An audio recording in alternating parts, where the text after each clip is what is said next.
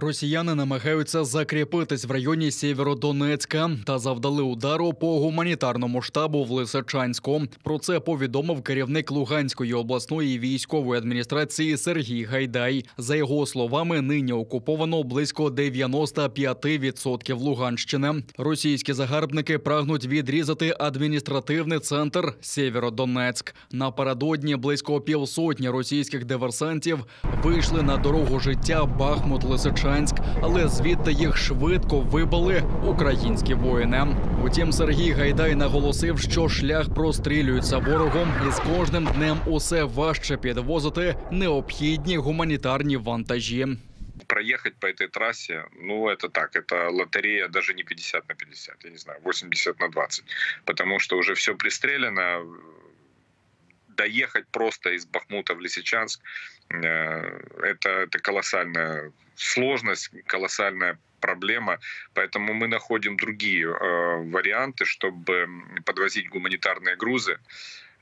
Учитывая то, что все делает российская армия для того, чтобы просто уничтожать огромное количество именно инфраструктуры, перерезать все пути сообщения, обстреляли гуманитарный штаб тоже в Лисичанске. Слава богу, люди хоть живы. Також окупанти прагнуть відновити наступ на Слов'янськ, намагаються повністю заволодіти Лиманом та покращити позиції біля Авдіївки. Про таке повідомили у Генеральному штабі. На Донецькому і Луганському напрямках українські воїни відбили 10 російських атак, спалено 4 танки, 2 артилерійські системи ворога, бронетранспортер, автівку та спецмашину. Протиповітряні сили приземлили ще 5 орланів, а українські авіатори збили 2 крилаті ракети, а також знищили десяток легкоброньованих машин. Ворог активно застосовує засоби радіоелектронної боротьби на Бахмутському та Авдіївському напрямках. Задіяв артилерію та штурмову авіацію по позиціях наших підрозділів та цивільній інфраструктурі регіону. На Бахмутському напрямку бойові дії тривають. Противник безуспішно здійснив спроби наступу в районах Комишувахи, Липового і Нагірного. На Авдіївському напрямку окупанти вели штурмові дії в районах Красногорівки, Кам'янки, Авдіївки та Пісків. Успіху не мали. Едема Семідляєва оштрафували на 75 тисяч рублів через нібито дискредитацію російської армії у Фейсбуці.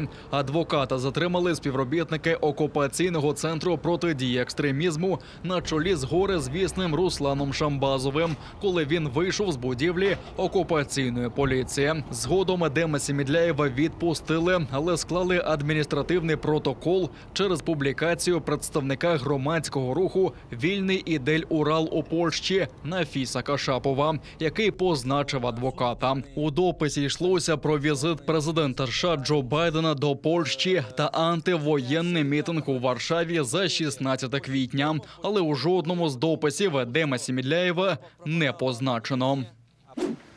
Окупанти затримали ще одного кримського адвоката Назіма Шейхмамбетова. Співробітники окупаційного центру протидії екстремізму Шамбазов і Філатов посадили його до автівки біля окупаційного Київського райсуду Сімферополя. Шейхмамбетов щойно завершив захист свого колеги Едема Семідляєва. В окупаційному центрі Шейхмамбетова звинуватили в нібито порушенні санітарних норм. Начебто 26 жовтня минулого року він у громадському місці порушував соціальну дистанцію, чим створив загрозу поширення коронавірусу.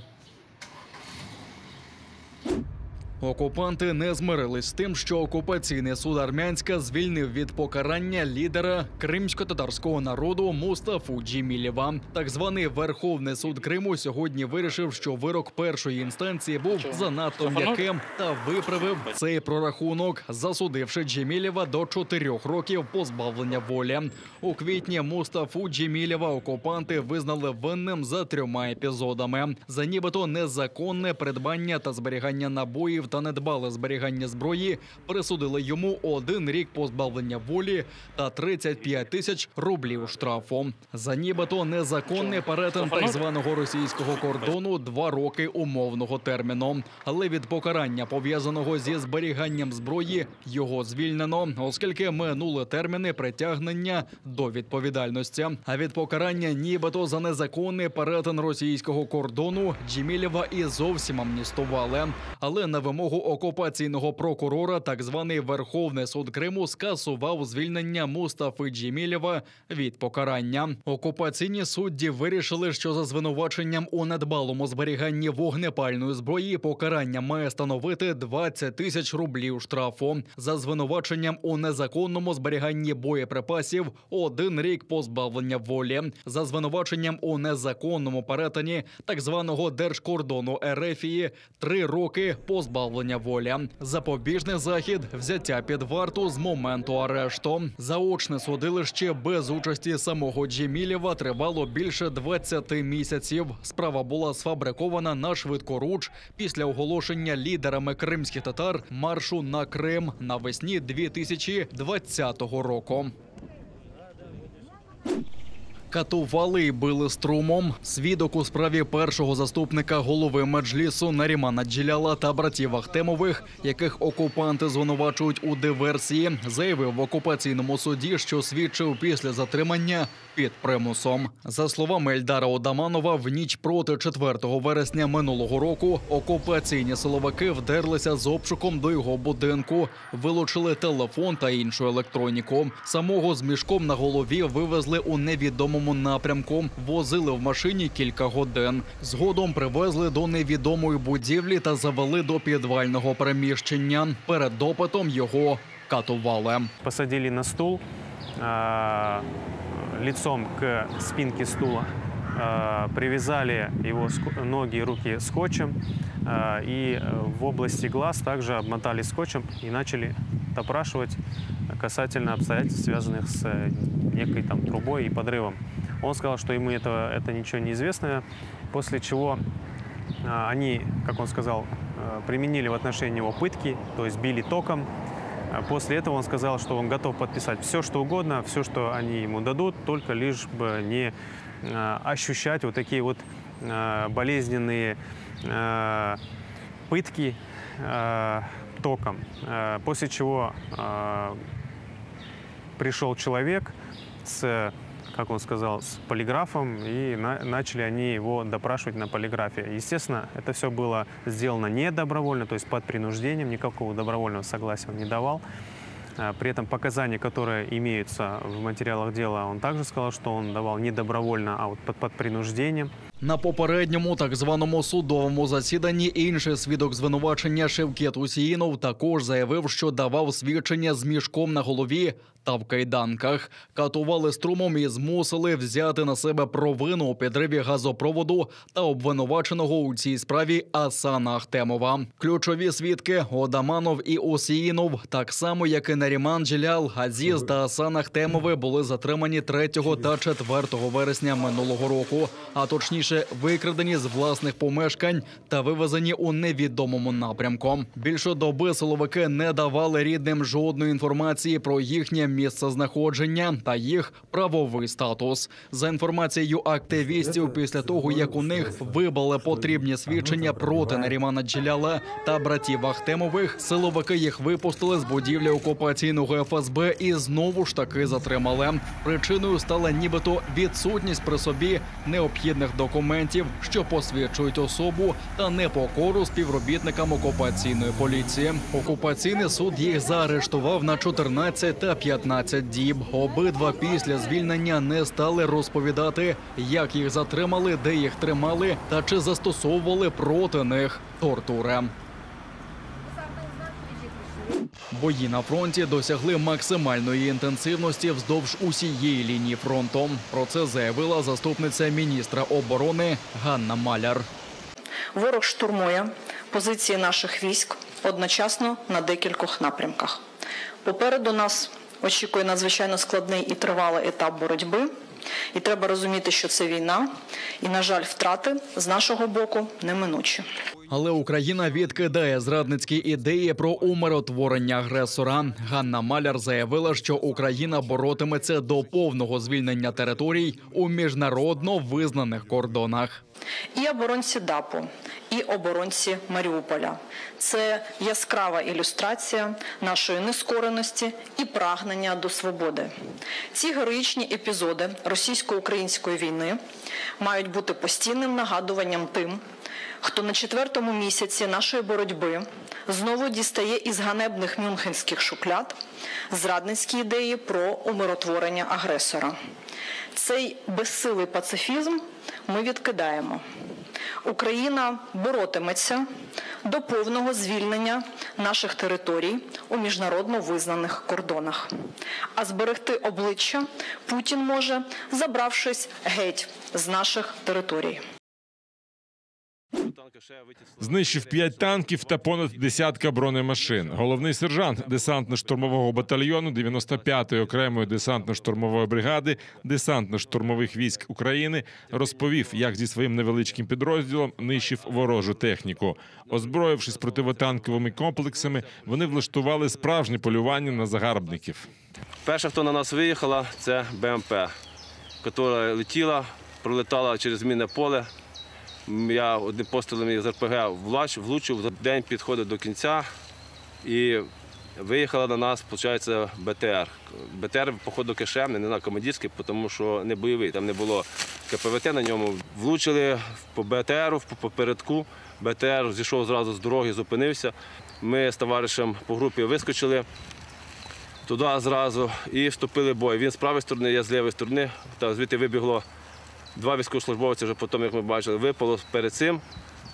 І 4, якщо не ошибаюся, успіли вискочити з БТР, зайняти позиції. Поклали одного, поклали другого, поклали третього, 4-го і 2 взяли в полон. Спочатку боєць служив у розвідці, а потім, побачивши, як палають російські танки від пострілів ПТРК, сформував групу джавелінщиків. Почали обладнувати засідки, збирали розвіддані, а потім перетворювали ворожу техніку на металобрухт. Бачу картину, танк газує і газує за ним, вроді би 7 БМП. Б'ю по одній БМП, промах, десь видно якийсь щось, там не знаю, промах. Б'ю другий раз, розривається, одна БМПшка розривається. Заряджаємо 3-ю ракету, б'ємо 3-ю, підбиваємо 3-ю ракету, загорається. Довольні, перші постріли, перші враження. Підрозділ головного сержанта знищив 5 танків, 4 БМП та БТР. Сам має за це державні нагороди, а нещодавно отримав вогнепальну зброю за проявлені мужність та героїзм. РФ заявляє, що дала зелений коридор для іноземних суден, заблокованих в українських портах. У Збройних силах України застерігають можливі провокації з боку окупанта. Від початку нової фази війни 24 лютого у портах України заблоковані рашистами 70 суден під іноземними прапорами. У так званому координаційному штабі з гуманітарних питань РФ заявили про відкриття шляхів з Азовського та Чорного морів. Ними, мовляв, можуть йти судна іноземних компаній. Утім, їх можуть обстріляти росіяни із захопленого українського артилерійського катера, припускають в українському війську. Аби дискредитувати Україну, можлива провокація росіян під нашим прапором. Можуть бути провокації. Тому чергово звертаємось до спільноти міжнародної. Багато залежить від вас, не лише від України. Україна сьогодні так виконує надзвичайну роль. Зберігає мир у всьому світі. Тому треба бути дуже пильним, дуже обережним. І розуміти, що ворог готовий на все. Перевдягатися в нашу форму, використовувати наші катери. За певною інформацією, до Зміїного вже таки притягнули з Бердянська. Все традиційно, методичка Кремля не змінюється. У кожному блоці кухня та їдальня, санвузли та душові. Такі модульні будинки встановлюють в Бучі на Київщині. Містечко, яке на собі відчуло усі звірства росіян. Тут тимчасово мешкатимуть більше 350 людей, чиє житло знищили окупанти.